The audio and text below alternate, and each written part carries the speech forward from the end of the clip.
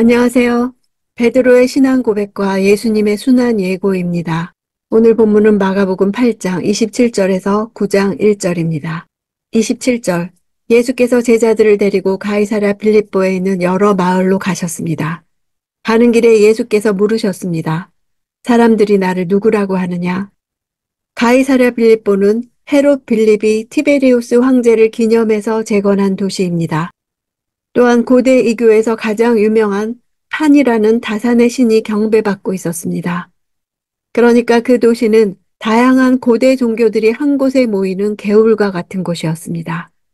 이런 우상의 땅에서 예수께서 제자들에게 당신에 대한 바른 신앙 고백을 요구하셨던 것입니다. 사람들이라고 하신 것은 다음번에 너희는 이라고 질문한 것을 보아 의도가 있으십니다. 이제 비로소 자기 자신이 하나님의 아들 그리스도이시며 고난당할 것을 제자들에게 분명하게 밝힐 때가 되었다고 생각하셨습니다. 십자가를 지는 참 제자로서의 삶을 말씀하시려고 무리의 고백과 제자들의 고백을 확실히 구분하고자 한 것입니다. 28절. 제자들이 대답했습니다. 세례자 요한이라고도 하고 엘리야라고도 합니다. 예언자 중 한 분이라고 하는 사람도 있습니다. 당시 유대인들의 예수관을 보여줍니다. 예수를 죄에서 구원해 줄 메시아로 알지 않았고 단지 구약의 선지자 중 하나와 같은 인물로만 알고 있었습니다. 그들은 저마다 예수는 이런 사람이다 라는 각각의 인식을 가지고 예수를 대했던 것입니다. 29절. 예수께서 물으셨습니다. 그러면 너희는 나를 누구라고 하느냐? 베드로가 대답했습니다. 주는 그리스도이십니다. 그리스도 앞에 정관사가 있어서 주님은 그 그리스도이십니다. 입니다. 선지자들을 통해 오실 메시아로 예언된 바로 그분이심을 뜻합니다. 31절. 예수께서 제자들에게 인자가 많은 고난을 당하고 장로들과 대제사장들과 율법학자들에게 배척받아 죽임당했다가 3일 만에 다시 살아나시게 될 것임을 가르치기 시작하셨습니다. 그리스도라는 사실에 대해 아무에게도 말하지 말라고 단단히 주의를 주시며 예수가 어째서 그리스도이신지를 밝히시려는 것입니다. 인자라고 하신 것은 신적 인간이란 뜻입니다. 베드로의 신앙 고백을 들으신 후에 자신이 메시아이지만 많은 사람들이 환호하는 정치적 메시아가 아니라 순환받는 메시아이심을 부각시킵니다. 장차 있을 예수의 순환과 부활을 단계적으로 보여주는 4개의 동사는 뭐뭐 해야만 한다는 필연성, 당위성의 의미가 있습니다. 순환과 죽음과 부활의 모든 과정이 하나님에 의해 예정된 섭리하에서 필연적으로 일어날 수밖에 없는 일임을 강조하신 것입니다. 예수님은 종교 지도자들에 의해 죽임당하셨지만 사실은 하나님이 정하신 뜻에 따라 된 일들입니다. 32절. 예수께서 이 일을 드러내놓고 말씀하시자 베드로는 예수를 붙들고 그게 무슨 말이냐며 항의했습니다. 원문에는 베드로 앞에 정관사가 붙어서 바로 조금 전 예수님을 그리스도라고 고백했던 바로 그 베드로라고 표현했습니다. 붙들고란 단어는 자기 옆으로 끌어당기며 입니다. 마치 자기가 그 일을 하지 않으면 안 될 사명이 있는 것처럼 예수님을 보호하기 위해 끌고 가서 꾸짖기 시작했습니다. 항의했다는 단어는 책망하다, 꾸짖다란 뜻으로 예수께서 귀신이나 바람을 꾸짖으실 때 사용하신 단어입니다. 베드로는 하나님의 일을 방해하는 사탄의 세력에 붙잡혀 예수를 향해 매우 거칠게 대들었던 것입니다. 33절. 그러자 예수께서 제자들을 돌아다 보시고 베드로를 꾸짖으시며 말씀하셨습니다. 사탄아, 내 뒤로 물러가거라. 내가 하나님의 일은 생각하지 않고 사람의 일만 생각하는구나. 예수께서 이 세상에 오신 최종 목적이며 인류 구원을 위하여 반드시 가야 하는 고난의 십자가 길을 가지 못하도록 거칠게 대드는 베드로를 악한 세력을 쫓아내듯 꾸짖으셨습니다. 바로 앞에서 바른 신앙 고백을 했던 것과 완전히 상반된 역할의 변화는 오로지 그가 하나님의 일을 생각하는가 아니면 사람의 일을 생각하는가에 달려 있습니다. 34절. 그리고 예수께서 제자들과 그분을 따르는 사람들을 다 불러놓고 말씀하셨습니다. 누구든지 나를 따르려거든 자기를 부인하고 자기 십자가를 지고 따라야 한다. 베드로와 제자들이 예수님을 쫓았던 이유는 자기 부인이 아니라 자기 영광, 자기 과시였습니다. 부인하다는 포기하다, 거절하다는 뜻입니다. 자기 부인의 핵심은 누가 내 인생을 통해 드러나느냐입니다.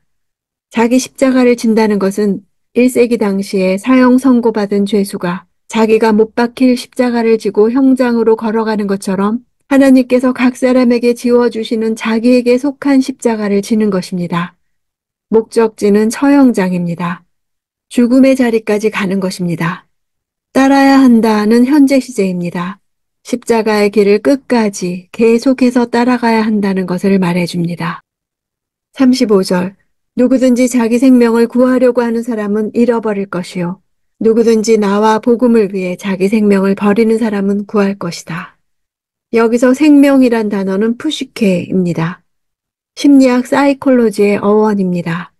개인의 정체성이나 자아를 말합니다. 자기 생명을 구하는 것은 자기 부인과 반대 개념입니다. 자기 생명을 구하는 사람은 살기 위해서 예수님과 복음을 저버리는 사람입니다. 자기를 버리고 그분을 채울수록 더욱 진정한 자신이 되어갑니다. 예수님과 복음을 위해 자기를 버릴 때 진정한 자기 생명을 얻을 것입니다. 그 다음에 자기를 버리고 그분을 채울수록 더욱 진정한 자기 자신이 되어갑니다. 자기 생명을 버린다 해서 버린다는 능동태입니다. 스스로 결단하는 것을 말합니다. 36절. 사람이 온 세상을 다 얻고도 자기 생명을 잃으면 무슨 소용이 있겠느냐. 얻다, 잃다, 소용이 있다는 다 상업적인 용어입니다. 이익을 보고 손해를 본다는 것입니다. 온 세상을 얻어도 자신을 얻지 못하면 결국 손해입니다. 예수님과 복음을 위해 내가 가진 것을 다 잃어서 손해를 입는다 해도 이익인 것입니다. 영원한 생명을 얻기 때문입니다. 사람은 온 세상을 얻으려 노력하며 삽니다. 세상적인 것에서 자기 정체성을 찾는 것입니다. 그러나 돈과 명예와 지위를 얻어도 진정한 자신을 찾을 수 없습니다. 잃는다는 것은 앞절의 버리다와 다른 단어입니다. 여기서는 수동태로 쓰여서 스스로의 의지가 아닌 제3자의 의지에 의해 손상을 당하는 것을 뜻합니다. 38절. 누구든지 음란하고 죄 많은 이 세대에서 나와 내 말을 부끄럽게 여기면 인자도 아버지의 영광을 입고 거룩한 천사들과 함께 올 때 그를 부끄럽게 여길 것이다. 당시 십자가에 못 박혀 죽는 것은 매우 수치스러운 일이었습니다. 명예와 수치를 중시하는 1세기 성도들은 예수를 따를 때 수치를 면하기 어려웠습니다. 음란하고 죄 많은 세대는 자기를 부인하지 않고 십자가를 지지 않고 세속적 유익을 위해 자기 생명을 지키려는 세태를 말씀하신 것입니다. 부끄러워한다는 것은 예수와 그 복음을 수치스러워하고 자기의 세속적 체면과 욕망만을 위하는 것을 말합니다. 부끄러워하지 않는다는 것은 고백한다, 증언한다는 뜻입니다. 9장 1절. 예수께서 그들에게 말씀하셨습니다. 내가 너희에게 진실로 말한다. 여기 서 있는 사람 가운데 죽기 전에 하나님 나라가 능력을 떨치며 오는 것을 볼 사람이 있다. 구체적으로 하나님 나라가 무엇을 의미하는지 해석이 난해한 구절입니다. 그러나 죽기 전에라는 것을 볼 때 몇몇 제자들이 죽지 않은 시간을 말하고 있습니다.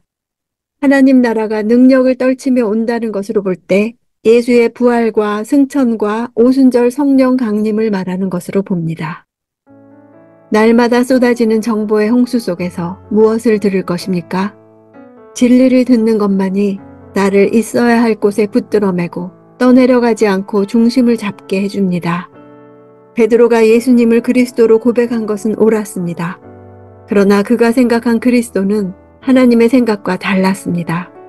베드로가 생각한 그리스도는 당시 대부분의 유대인들이 생각했던 것처럼 강력한 힘을 가지고 이스라엘을 모든 외세로부터 독립시켜 주실 정치적이고 군사적인 메시아였습니다. 그런데 예수님은 이와 같은 생각이 사람의 일을 생각하는 것이고 하나님의 일을 생각하는 것이 아니라고 말씀하십니다. 그 전까지 메시아와 고난을 연결시키는 사람은 없었습니다. 메시아가 고난을 받는다는 것은 말이 되지 않았습니다. 예수님은 자진해서 목숨을 내놓을 계획이셨습니다. 내가 메시아요 왕이다. 하지만 나는 살기 위해서가 아니라 죽기 위해서 왔다. 나는 보좌에 오르기 위해서 온 것이 아니라 낮아지기 위해 왔다. 내 목적은 통치하는 것이 아니라 섬기는 것이다. 이것이 내가 악을 멸하고 세상을 바로잡을 방법이다. 베드로는 예수님께 동의할 수 없었습니다. 나도 인정받고 무시당하지 않고 예수님을 따르고 싶습니다. 그러나 내 삶에서 악을 멸하고 질서를 바로잡을 방법도 예수님의 방법과 동일합니다.